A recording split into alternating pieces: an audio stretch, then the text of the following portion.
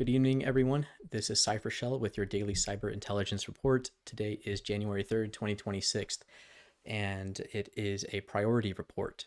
Bottom line up front, joint U.S. military and law enforcement interagency operation captured Venezuelan President Maduro.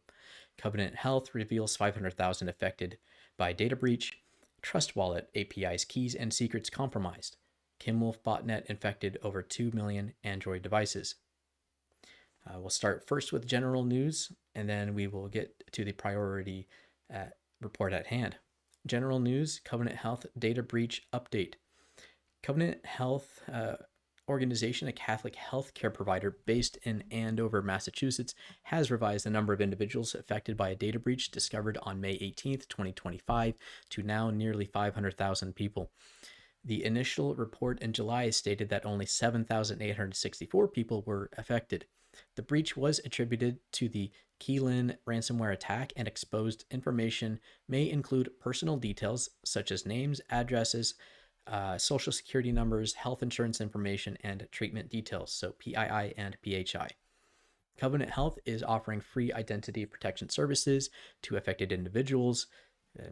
Now it's too late, and has affected its system security to prevent similar incidents in the future, as we hope they will. And our next story is Trust Wallet API attack.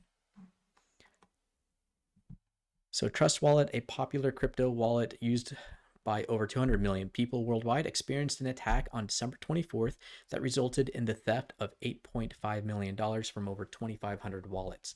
The attack is believed to be related to the SHA-1 Hewlett malware campaign, which compromised GitHub developer secrets and API keys, seeing a common theme here, allowing the attacker to publish a malicious version of Trust Wallet's Chrome extension. In response, Trust Wallet has revoked all release APIs, reported malicious domains, started reimbursing affected users, and warned against fake compensation forms and scams. The SHA-1 Hewlett malware campaign, also known as SHA-Hewlett 2.0, has impacted over 800 packages on the NPM software registry since its initial outbreak in early September, exposing around 400,000 raw secrets and publishing stolen data across over 30,000 GitHub repositories. Again, this issue of exposed API keys and secrets is nothing new and is something to look out for. Our next story, Kimwolf botnet. A new botnet named Kimwolf has infected over 2 million devices globally, with a significant number of Android TV boxes and digital photo frames being affected. You might have seen this story going around on X lately. The botnet uses residential proxy networks to bypass security measures and infect devices. It forces compromised systems to relay malicious traffic and participate in DDoS attacks, a usual botnet activity. The botnet grew rapidly by exploiting a vulnerability in many residential proxy services, allowing attackers to send requests to internal servers of the individual proxy endpoints. This vulnerability was discovered by Benjamin Brundage, founder of Synthient, who also found that many devices were shipped with Android Debug Bridge, or ADB mode, enabled by default, creating a security risk. IPIDEA, currently the world's largest residential proxy network, appears to have patched the identified vulnerabilities. There are no additional domestic events and incidents at this time. We also have another story here on the international front. We'll move there before we go over. Let me bring that up. From Cyberscoop. Treasury removes Intelexa spyware linked trio from sanctions list. The Trump administration removed 3 Iranians from sanctions for their alleged involvement with Intelexa, a company accused of circumventing human rights safeguards through the Predator spyware. These individuals were later sanctioned by the Biden administration in 2024. The Biden administration stated that Marom Harpaz was the manager of Intelexa.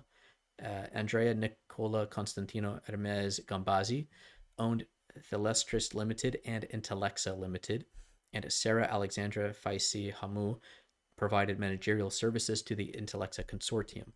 The removal of sanctions occurred as part of a normal administrative process in response to a petition for reconsideration. with officials stating that each individual had separated themselves from Intellexa. However, recent investigations have found that despite these sanctions, Intellexa retained the capacity to access predator customer systems, raising human rights concerns. Researchers and advocates have expressed concern over the sanctions removals, suggesting it may encourage individuals in the spyware industry to evade consequences with lobbying. Uh, what can you not buy with money? All right, now to the priority report for the day. Joint U.S. military operation captures Maduro. In the last 24 hours, Venezuelan President Nicolas Maduro and his wife Celia Flores were captured by joint U.S. military and law enforcement forces during a large-scale operation codenamed Absolute Resolve. It involved airstrikes on Venezuelan air defenses and a rapid helicopter insertion into Caracas. President Donald Trump announced the success, stating that Maduro was flown out of the country and transferred to New York City to face long-standing U.S. federal charges, as we have now seen footage of his arrival there this evening, which include narco-terrorism, cocaine importation, conspiracy, and weapons offenses. Maduro arrived in New York under heavy security and is expected to appear in court soon.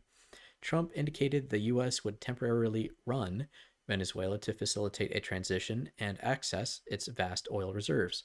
Reactions have been polarized, with celebrations among many Venezuelan expats and criticism from some international voices over sovereignty concerns. General Kane, chairman of the Joint Chiefs of Staff, stated, quote, as they approached Venezuelan shores, they meaning the U.S. military aircraft, the United States began layering different effects provided by Spacecom, Cybercom, and other members of the interagency to create a pathway overhead. Moving on to our ISVM section, there are no vulnerabilities to really go over at this time. Watchlist events. Another reminder that on Tuesday, January 6th at 1930 Zulu, Senate Armed Services Subcommittee on Cybersecurity will receive a closed briefing on Department of War cyber operations and readiness for the fourth quarter of fiscal year 2025. Moving on now to analyst comments, and this will be mainly pointed at the priority report here of Maduro. So, focusing back on General Kane's comments regarding Spacecom and Cybercom being utilized in the mission Absolute Resolve to quote unquote create a pathway for U.S. military aircraft nearing Venezuelan shores, to me is very interesting. What sort of services did Cybercom provide? I kind of looked into it and was thinking about it a little bit. And the most likely actions taken by Cybercom's combat mission teams, or CMTs, based on past actions by Cybercom and U.S. Army Cyber Command, could have performed the following.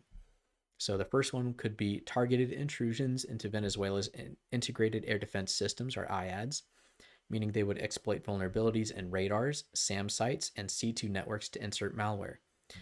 With that, they could blind or spoof radars, where they would feed false data like spoofing aircraft signatures to cause temporary shutdowns, or to create that corridor for undetected aircraft penetration.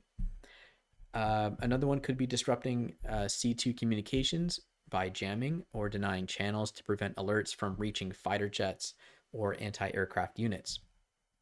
Another capability could have been degrading satellite-linked systems with Spacecom, so interfering with GPS-dependent targeting while also preserving our navigation in the field. Another one that I think is most probable is also disabling supporting infrastructure, meaning temporarily disrupting power grids or network devices powering radar installations. I believe this is very probable, since in a lot of the footage that we saw and that we can now see online is that most of it, you see that Caracas is dark. Power grids are off, And I believe President Trump also in his press conference did state that this was intentional and was part of the plan. He said that this was a special capability that the United States has that he believes none others really have. So I believe that this is one of the offensive tactics that Cybercom could have used in this scenario to prep aircraft and make sure that that the military there don't have the power to really run what they need to do, and to confuse military personnel and so on and so forth. I find all of this really fascinating, and I do plan in a future video to delve more into past actions by Cybercom, and to see and discuss more of what they have been capable of and what they could be capable of. I find that really fascinating, especially to look at our own capabilities besides myself just looking at international threat actors or intelligence agencies. That wraps it up for today. For today's cyber intelligence report, again for January 3rd, 2026. Thank you all for joining in and listening. Hope you all have a great rest of the evening and a great day tomorrow. God bless.